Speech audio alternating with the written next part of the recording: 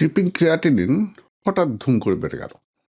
মানে ধরা যাক লাস্ট 4 বছর ধরে ক্রিয়াটিনিনটা ওই 1.2, 1.3, 1.4 আবার 1.2, 1.1 এই রেঞ্জে ছিল। আমি জানি না, একটা জ্বর হলো, সর্দি হলো এই কিছুদিন আগে।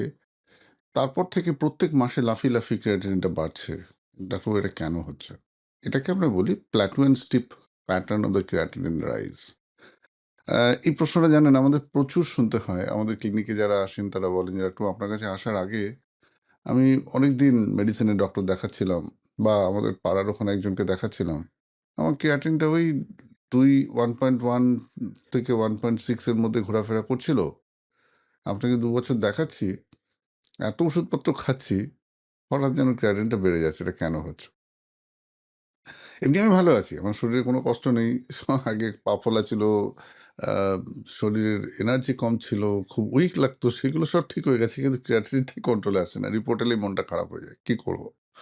তো এই যে সমস্যাটা, এই সমস্যাটা নতুন নয়। এই সমস্যাটা কোয়াইট কমন। দেখুন, এখানে একটা বিষয় আমাদেরকে বুঝতে হবে।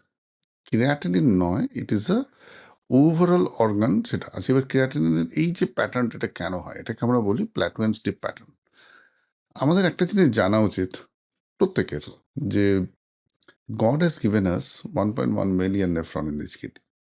তাহলে এই যে হিউজ নাম্বার অফ নেফ্রন, এই নেফ্রনটার মধ্যে কিন্তু হার্ডলি 10 থেকে 20,000 বা 30,000 নেফ্রন যদি সুস্থ থাকে, তাহলেই আমাদের কিন্তু ক্রিয়াটিনিন বা কিডনির ফিল্ট্রেশন ফাংশন ঠিক হয় এবং ক্রিয়াটিনিন একটা নির্ধারিত মাত্রার মধ্যে থাকে।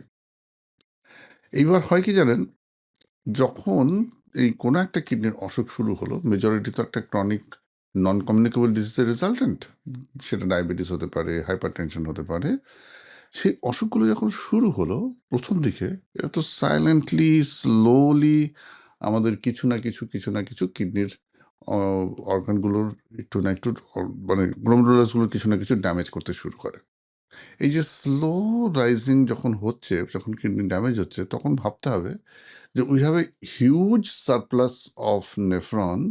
তার সার্টেন পার্সেন্টেজ কিন্তু over a period of time ধীরে ধীরে তার কার্যক্ষমতা হারাচ্ছে, because of the we have not address the thing properly. আমরা ভালো করে ডায়াবেটিস কন্ট্রোল করিনি, হাইপার টেনশন কন্ট্রোল করিনি, আমরা ডায়েটের দিকে খেয়াল দিইনি, আমরা নজর করিনি যে কি করলে পরে আলটিমেটলি একজন একটা কিডনির এই বারবার তো তাতে কি হচ্ছে, কিছু না করে আমাদের নেফ্রন লস হচ্ছে। নাও ইনিশিয়াল 2 বছর, 3 বছর, 4 বছর এরকম ক্ষেত্রে দেখা যায় যে যেহেতু reserve of the nephron is very high, যদিও বা বিকজ অফ দ্য ডিজিজ যে পার্সেন্টেজ অফ গ্লোমেরুলার ফাংশন নষ্ট হচ্ছে, এটা তো একটা ডায়নামিক এনভায়রনমেন্ট। 3-4 বছর পর যখন অটোমেটিক্যালি রিজার্ভ কমে গেল, তখন সেখান থেকে যখন আবার কিছু পার্সেন্টেজ অফ গ্লোমেরুলার ফাংশন নষ্ট হয়, ওভারঅল কিডনির ফাংশনের ডিটোরিয়েশন মানে জিএফআর ফল কিন্তু অনেক বেশি হয়। আমি ব্যাপারটাকে একটু সহজ করে বোঝাই, তাহলে জিনিসটা একটু ক্লিয়ার হবে। ধরা যাক কোনো একটা কোনো একটা বিষয়ে আমার ধরা যাক আমার যা সঞ্চিত অর্থ আছে তার 10% লাগে ইয়ার অন ইয়ার। তাহলে যখন আপনার কাছে 100 টাকা আছে, তার 10% হচ্ছে 10 টাকা, তাই তো? তো সেটা খরচা হলো। কিন্তু এইবার যখন এই 10 কমে গিয়ে 9 হলো, 90 হলো, 90 10% কিন্তু আবার 9, তাহলে সেটা হয়ে গেল 81। তো এই যে টোটাল মাস যখন কমছে, আর যে অসুখটা আন্ডারনিথ চলছে তার জন্য যখন কিডনির ফাংশন কমছে, এই রিডাকশনটা কিন্তু ওভারঅল নেফ্রন মাসের উপর না হয়ে এক্সিস্টেন্ট নেফ্রন মাসের উপর হতে থাকে বলেই আমরা দেখেছি when the reserve is high, that is কিডনির অসুখের শুরুতে, তখন জিএফআর ফলটা অনেক কম হয়, বাট একটা ক্রিটিক্যাল পয়েন্টের পর থেকে জিএফআর রেস্ট্রিকশনটা খুব দ্রুত হতে শুরু করে। এবং এটাতে দেখা গেছে যেহেতু একটা minimal number of nephron function আমাদের কিডনির ফাংশনকে মোটামুটি চালাতে পারে, তো সেই ফেজটাতে আমরা কিন্তু খুব একটা ক্রিয়াটিনিন রিফ্লেকশন দেখতে পাই না। কিন্তু যখন ওই ক্রিটিক্যাল পয়েন্ট অফ দ্য নেফ্রনের নিচে যখন গ্লোমেরুলার নাম্বারটা আসতে শুরু করে because of the progression of the disease, তখনই দেখা যায় এই ক্রিয়াটিনটা স্টেডি। এখন প্রশ্ন হলো যে ডাক্তারবাবু আমরা তো ওষুধ খাচ্ছি, তাহলে এটা কেন আটকাচ্ছে না বা কেন কমছে না? কেন একটা জায়গায় অ্যারেস্ট করা যাচ্ছে না? অ্যারেস্ট করা যায়। বহু ক্ষেত্রে অ্যারেস্ট করা যায়। আবার কিছু ক্ষেত্রে যেখানে কজটা ইন্টারনাল ইনফ্লামেটরি, যেখানে কজটা সিস্টেমিক, যেখানে কজটা অনেকগুলো মাল্টিফ্যাক্টর জড়িয়ে রয়েছে, সেই ক্ষেত্রে কন্ট্রোল করাটা একটু মুশকিল হয়। তার কারণ তার অন্তর্নিহিত কারণটা কিন্তু অনেক গভীরে, যেটা আমরা ধরতেই পারি না।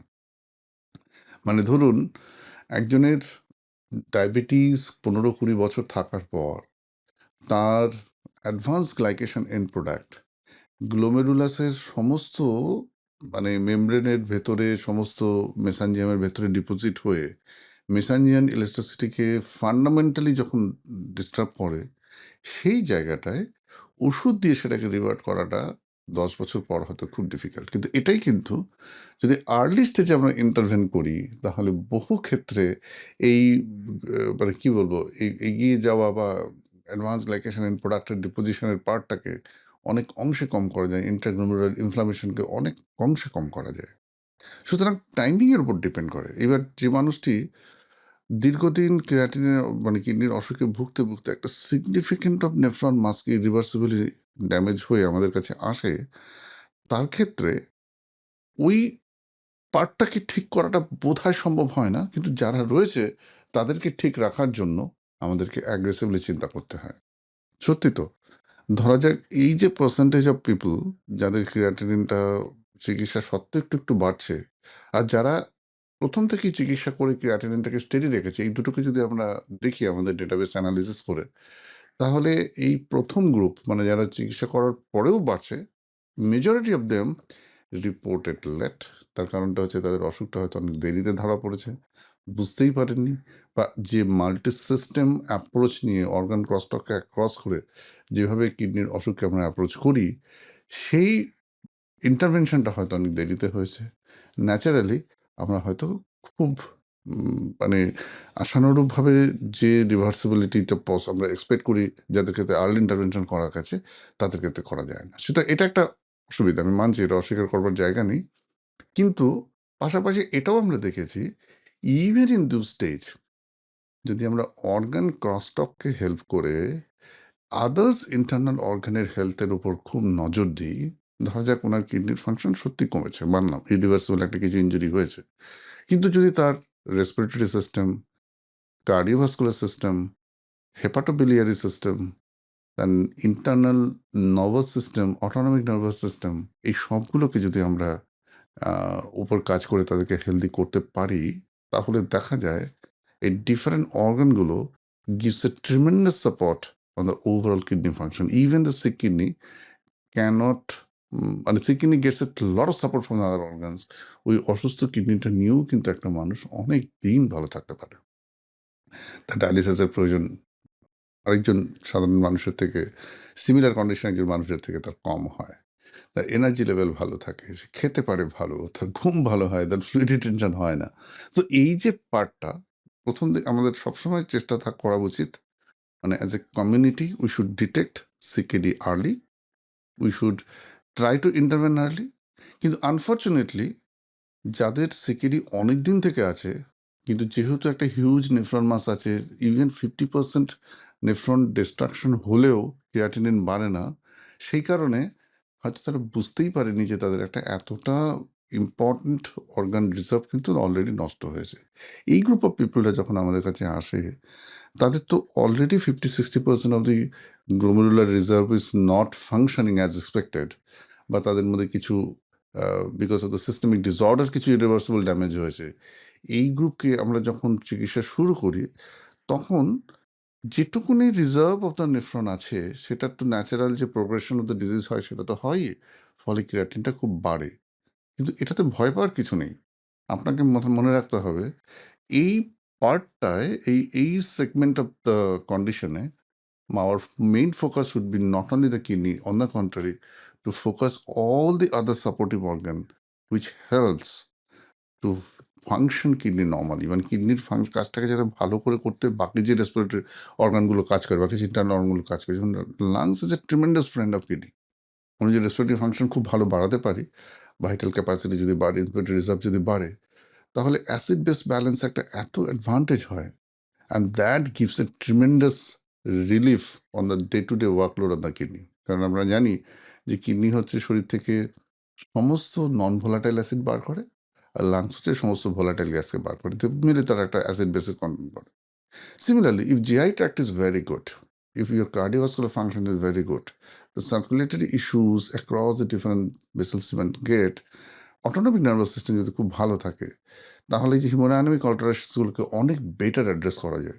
সো এইটার দিকে আমাদের ফোকাস দিতে হবে।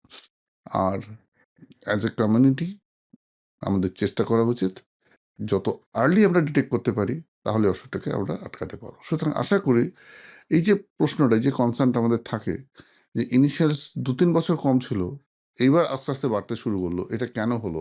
আশা করি এটা আপনারা বুঝতে পেরেছেন। It is totally depend on how much nephron reserve you have at what juncture of your মানে ডিজিজ ট্র্যাজেক্টরি অসুখটা আপনার ধরা পড়েছে। ক্রিয়াটিনিন দিয়ে কিন্তু শুধু বোঝা যায় না কতটা মাস আছে।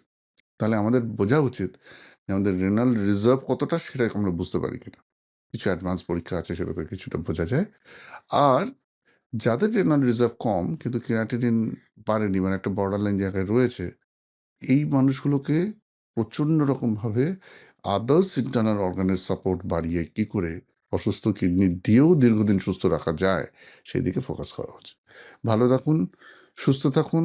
আশা করি এই যে খুব কমন একটা প্রবলেম, যেটা নিয়ে প্রত্যেকের মধ্যে একটা দ্বিধা থাকে যে তাহলে ডাক্তার দেখি হবেটা কি, এইরকম প্রশ্ন আছে। আমাকে জিজ্ঞেস করে, স্যার আপনাকে দেখাচ্ছি, এতগুলো ওষুধ খাচ্ছি কিন্তু ক্রিয়াটিনিন কেন বাড়ছে? দেখুন, ক্রিয়াটিনিনটা আমার ওষুধের জন্য বাড়ছে না, এটা আপনাকে বুঝতে হবে। আমাদের প্রত্যেকের একটা লাইফ সাইকেল থাকে, অর্গানেরও একটা লাইফ সাইকেল আছে। এবার তাতে যখন কোনো একটা ডিজিজ এফেক্টেড হয়, তারও একটা লাইফ সাইকেল থাকে। তখন সেই অর্গানটার যদি একটা সিগনিফিক্যান্ট ইরিভার্সিবল ড্যামেজ হয়ে থাকে, তাকে কমানোর চেষ্টা তো আমরা নিশ্চয়ই করবো। যদি ওষুধপত্র দিয়ে আমরা ইন্টারভেনশন না করি, তাহলে যেটা হয়তো 4 মাসে বেড়েছে, সেটা হয়তো 40 দিনে বাড়তো। কিন্তু আমাদের টার্গেট করা উচিত এই অবস্থায় ওই ক্রিয়াটিনের মাত্রা দেখে হতাশ হবেন না। আপনি দেখুন যে আপনার এনার্জি কেমন আছে, অ্যাপেটাইট কেমন আছে, ইডিমা আগে যেটা হতো সেটা আগে এখন নেই কিনা, আপনি ঝরঝরে বোধ করছেন কিনা, ঘুম কীরকম হচ্ছে, এই ওভারঅল ওয়েলবিং কেমন আছে। আমাদের একটা স্কোরিং মেকানিজম আছে যেটা দিয়ে আমরা অ্যাসেস করি, যে সিকিডি ওয়েলবিং স্কোর, সেই পার্টগুলোতে আপনার কতটা ইম্প্রুভমেন্ট হচ্ছে। That is indirect reflection of how your other internal organs are functioning. যদি সেটা আপনার ভালো থাকে, তাহলে এই মানে একটু ক্রিয়াটিনিন রাইজের জন্য না হওয়াই ভালো। সুস্থ থাকুন, ভালো থাকুন। যদি কোনো প্রশ্ন থেকে থাকে, আমার এই ভিডিওর নিচে যে লিঙ্কটা দেওয়া আছে, সেখানে আপনি প্রশ্ন করুন। Will love to answer your queries. আর don't forget to join doctor Pratim's academy, তার লিঙ্কও এখানে দেওয়া রয়েছে। That will be tremendously enrich you with lot of knowledge and lot of capsule which will be helpful. Thank you.